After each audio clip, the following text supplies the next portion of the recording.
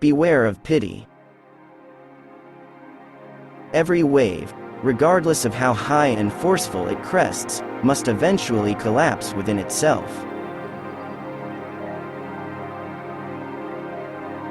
Fate is never too generous even to its favorites. Rarely do the gods grant a mortal more than one immortal deed.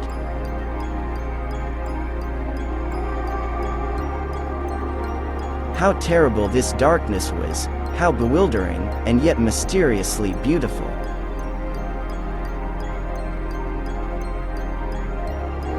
In chess, as a purely intellectual game, where randomness is excluded, for someone to play against himself is absurd.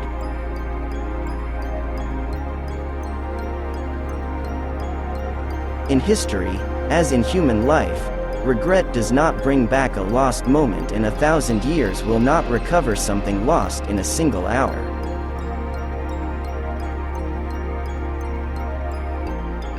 In history, the moments during which reason and reconciliation prevail are short and fleeting.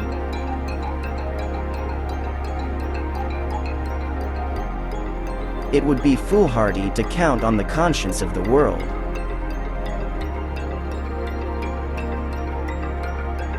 Never can the innate power of a work be hidden or locked away.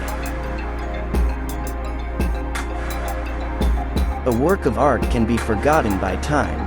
It can be forbidden and rejected, but the elemental will always prevail over the ephemeral.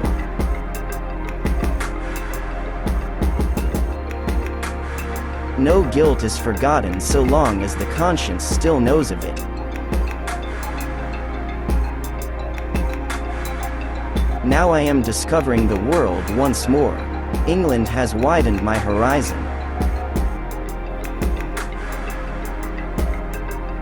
Often the presence of mind and energy of a person remote from the spotlight decide the course of history for centuries to come.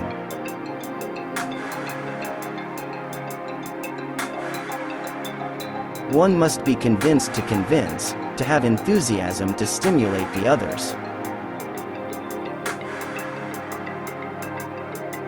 Only the misfortune of exile can provide the in-depth understanding and the overview into the realities of the world. Only the person who has experienced light and darkness, war and peace, rise and fall, only that person has truly experienced life.